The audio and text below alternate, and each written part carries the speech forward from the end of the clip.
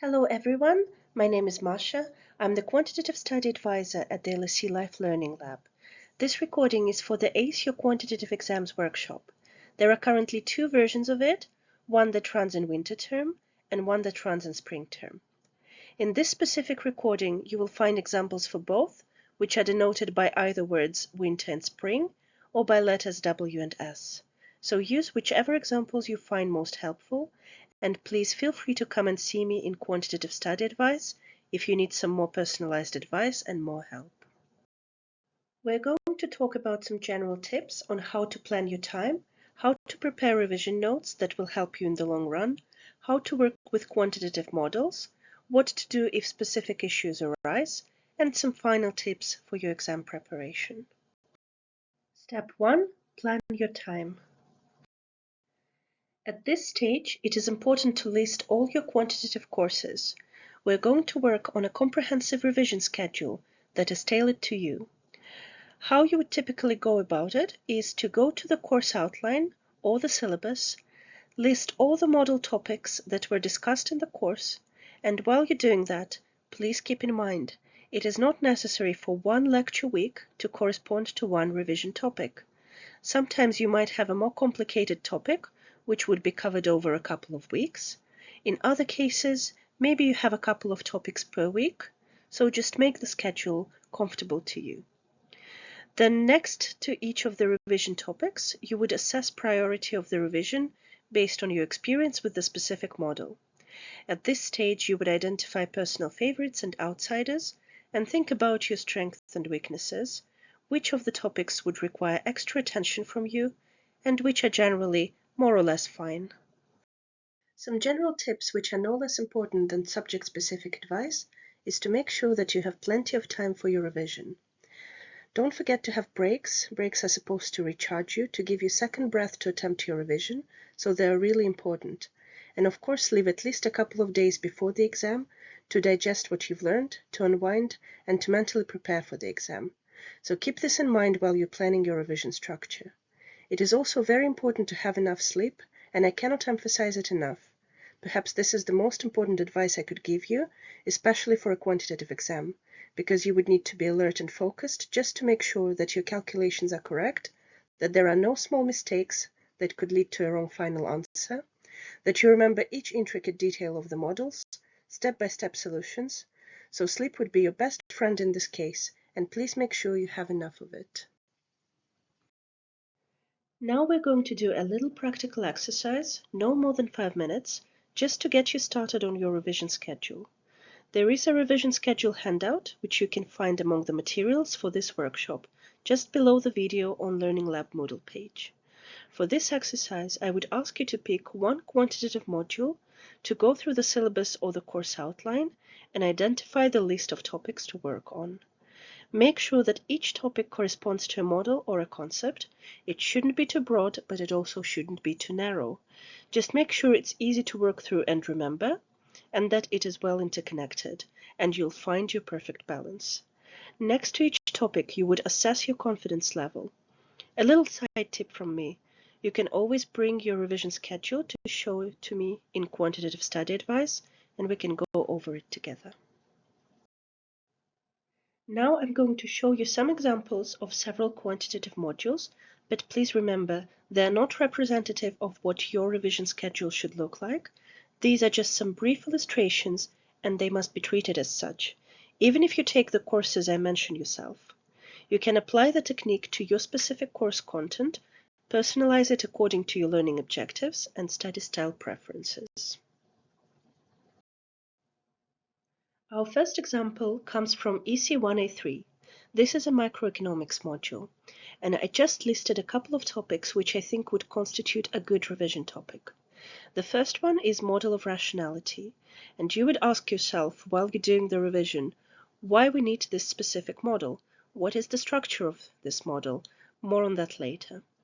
Then you can split it into, let's say, consumer side of the story and firm side of the story. These could be your two subtopics. Once again, we aim to make it as fine as possible while maintaining topics' cohesiveness to ensure effective revision. You don't want to focus on both sides simultaneously. You would benefit from splitting it into two parts, consumer and firm, and make sure you understand both separately as building blocks and then together. Another topic that we could use would be labor market. And again, there are two sides of the story, demand and supply. This is just an example of a possible way to structure it. Then you would work through each of the models and note down both theoretical information and practical examples from problem sets and past exams. Another example comes from EC2C3. This is an econometrics module. Some topics that are included are bivariate regression, ANOVA, and instrumental variable regression. You would typically refine the subsections as is best for your understanding, and keep in mind these helpful questions. Where do we use a specific model? What type of notation we use? What's the meaning behind the coefficients? Make sure you work through both theory and examples, but we'll talk more about the model approach soon enough. Another example comes from MA 107. Perhaps one topic here could be recurrence equations. Another can be partial differentiation, listing down the rules, meaning of each of the rules, examples, perhaps chain rule. Again, what are the rules? What is the meaning? What are the examples? Here on the slide, you can see an example from EC1B3 from spring exams, which is macroeconomics. A good topic to identify here would be, for example, solo growth model. In the syllabus, you would see that there are several models under the umbrella of economy in the long run. So the deeper you go into it, the better. Solo would be one option. The next model that you can talk about is Roma growth model, and perhaps at this stage you could also compare the two between each other. Another good topic for revision is labor market or unemployment.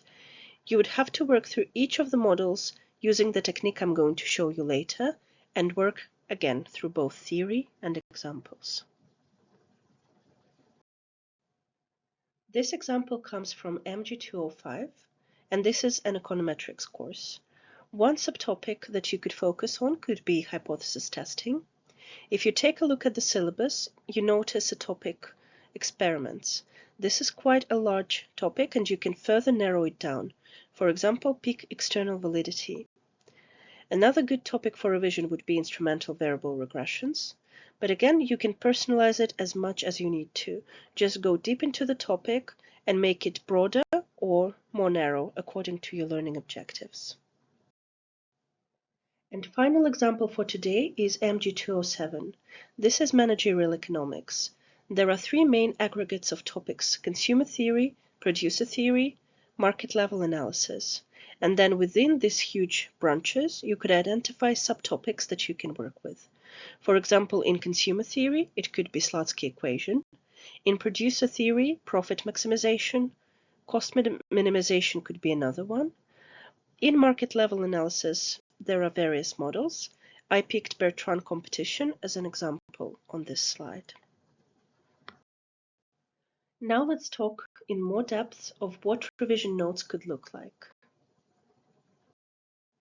Ideally, you would start to prepare revision notes weekly from the beginning of the semester, but don't worry if you haven't done so yet. You can still implement the strategy now, just focus on the priorities. And this is why we've identified them in the first step while planning our revision schedule. But please don't try to do everything everywhere all at once. Once again, at this stage, if you haven't started implementing the strategy yet, it will be helpful to implement it on the most difficult topics first. Keep in mind that you need to think about the link between theoretical information and practical examples. More about it soon. Don't despair if you don't see the connection first, but always keep the bigger picture in mind. What is your specialization? How will this course help you with your specialization? For example, if you're a student from geography and you're taking an econometrics course, obviously you're using econometrics as a tool, and you're not going to be an econometrician or statistician. You're going to be studying geography.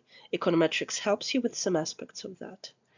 Another important advice for your revision notes is to write them down, paraphrasing as much as possible. Copy-pasting slides on the computer or simply copying information is just a waste of time. Make sure that you understand every sentence that you put in your revision notes. And this will also serve as a red flag strategy for you. So whenever you write something down and you understand that there is no way you're going to remember it unless you learn it by heart, it means that is a red flag. You would need to have more understanding of what you're doing to work a little bit more on that specific definition of formula or model in order to understand it. Coming back to emphasizing the link between theory and practice, don't forget that lectures provide you with a theoretical background. You can treat it as the foundation or the bricks. Then you apply this foundation to the problem sets and past exams.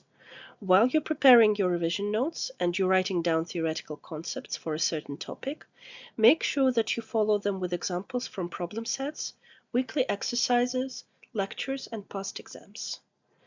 It is also helpful to think about how you can tweak a question, maybe change one little assumption, and see how the model changes. This is a good practice to have, because most of the past exams you would see are variations of some similar questions, to a certain extent.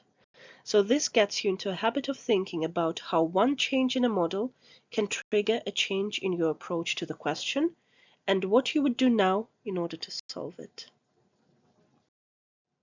Past exams are also an invaluable source of practice. They are available on LSE Library website. Please follow the link on the slide. No matter how many past exams you have for your specific course, I would advise you to keep at least a couple aside so that you can practice with a timer, especially if this is the first time you're taking an exam in a university setting. You would replicate exam conditions, make sure that you're somewhere quiet with no disturbances, and that you don't have access to your materials if your exam is going to be closed book. So just mimic the exam conditions as closely as possible. Once you practice with mock exams, use questions from them to add to your examples in revision notes to illustrate your models. While you're doing that, identify your strengths and weaknesses and pay extra attention to them while revising the material. I promised to give you a specific advice on how to work with quantitative models, and this is what we're going to do in step 3.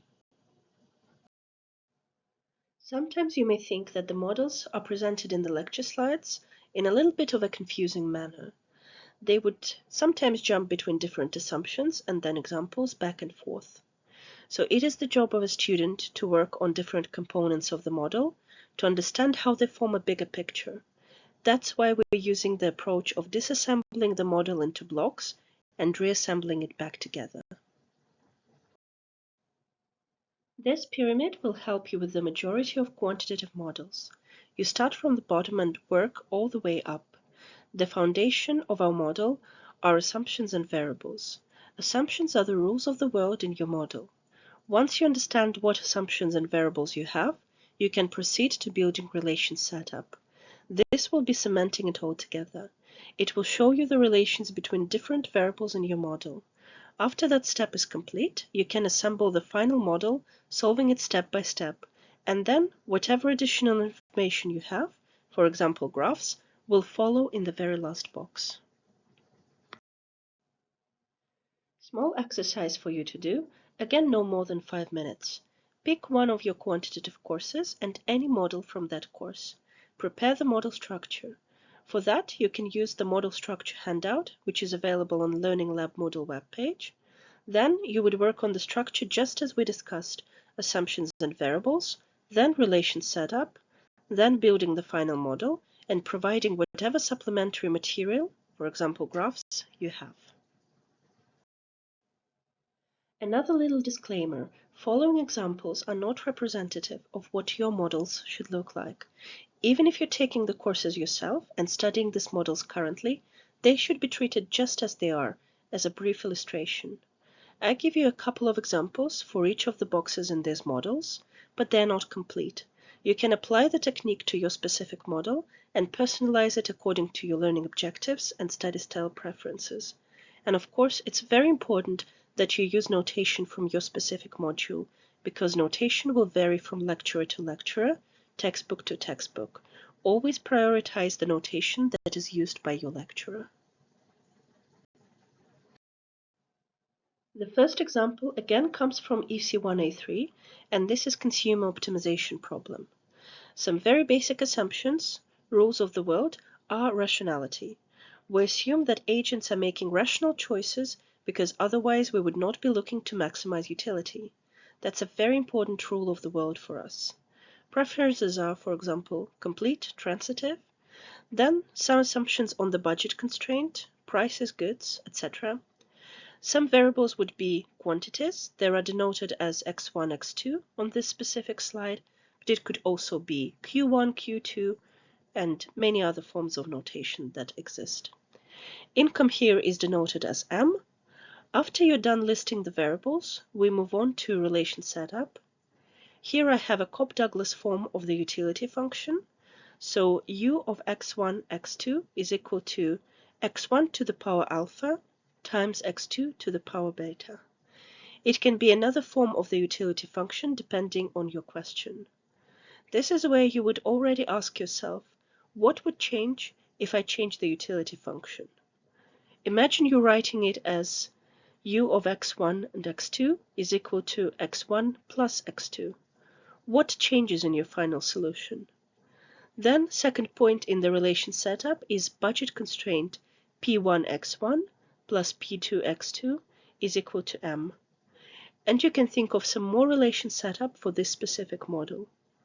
Then, in the final model box, you're solving it step by step using whichever way your lecturer explained to you.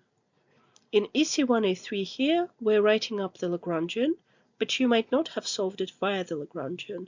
Just prioritize the way that the lecturer showed you in the lecture slides. You can take some first-order conditions and find the optimal quantities of x1 and x2 that maximize their utility. And then in the graphs or other supplementary material, you can, for example, draw a budget constraint and several indifference curves and show the optimal consumption bundle. This is just one idea. The next example is from EC2C3, and this is an instrumental variable regression. Some very important assumptions for this type of a regression are endogeneity, where covariance between x and u is not equal to 0, instrument validity, which is comprised of relevance, where covariance between z and x is not equal to 0, and exogeneity of an instrument, where covariance between z and u is equal to 0. Again, these are the rules of your world. They determine that you have instrumental variable regression on your hands. Examples of variables could be dependent variable y, endogenous regressor x, instrument z, error term u. This is basically notation that you have. Error term is not technically a variable, but you can put whatever notation you need into the variable box. Relation setup could be structural equation, first stage equation, second stage equation, whatever you need to work through. Then the way that you solve it, perhaps you estimate coefficients or perform some tests that were shown to you in the lecture. In this case, I give examples of weak instruments test or over-identification. And then whatever supplementary material can help you understand this model better. For example, a graphical representation of endogeneity scatter plots, regression line, etc. An example from spring exams would be EC1B3, macroeconomics. Solo growth model that we've previously mentioned. You again can split it following the framework that I showed to you. Assumptions. Ask yourself why each assumption is important. Endogenous capital stock, constant returns to scale in capital and labor. Ask yourself, how does the problem change if you break the assumptions? What if there are increasing returns to scale or decreasing returns to scale? The next assumption is diminishing marginal product of capital and labor. Again, it would be helpful to think carefully why this assumption is important, why this rule of the world is important for your model. Variables, capital, labor are obvious choices, but you can also include some notation here that is important for you to remember. Relation setup will be the setup between the mentioned variables. So for example, production function, and we again have a very common Cobb-Douglas production function, At this stage, you can ask yourself, what happens if there is another type of a production function? Maybe it's just one input, k. For example, it's yt is equal to kt. What happens then? How your new question changes your solution. Here you have consumption and investment, capital accumulation equation. So whatever describes the relationship between your variables will fall under this box. And then in the final model, you will solve it step by step following the instructions from your lecturer. I have a small suggestion here that is again following the slides from EC1B3. So make sure you carefully work through the final model step by step, you understand where each step is coming from, and then you can add graphs and other supplementary information that will enhance your understanding of the topic and will help you answer exam questions in a clearer way whenever you need to use this specific model. Another optimization example comes from MA 107. Assumptions that we make here is that we have a continuous differentiable function, otherwise we won't be able to optimize it. We assume that there are stationary points and any other assumptions you would think of. Variables are, for example, x, independent variable, and the function that we study, f of x. Relation setup would be first order and second order conditions. Then in the final model, whatever the purpose of your model is, that is what you would solve here. I have an example of profit maximization, asset valuation. You would compute the first order derivative and solve it to find critical points and use some second derivative tests.